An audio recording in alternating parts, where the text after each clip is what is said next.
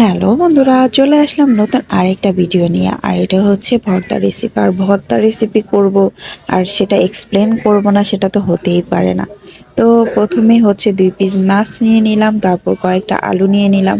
একটা আলুকে আমি স্লাইস করে নিয়েছি, তারপর হচ্ছে 2-3টা টমেটোকে স্লাইস করে নিয়েছি, একটা বেগুনকে স্লাইস করে নিয়েছি।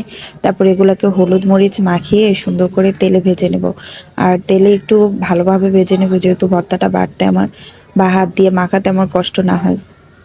তার একটা কড়াইতে অনেকগুলো পেঁয়াজ কুচি দিয়ে দিলাম হচ্ছে অনেক গোটা রসুন, তারপর গোটা মরিচ আর শুকনো মরিচ দিয়ে সেটাকে ভালো করে একটু ভেজে নিলাম। এ পর্যায়ে টমেটোগুলোকে হাত দিয়ে একটু চটকে নিলাম, তারপর মাছটাকে চটকে নিলাম, আলুটাকে চটকে নিলাম, বেগুনটাকে চটকে নিলাম। অবশ্যই মাছটার খোসা ছাড়িয়ে নেবেন, তাহলে খেতে প্রচুর পরিমাণে মজা লাগবে আর কাটা লাগবে না। আর আমি নিয়েছি পাঙ্গাস মাছ, কারণ এটাতে এমনিতেই খুব খুব বেশি কাটা হয় না।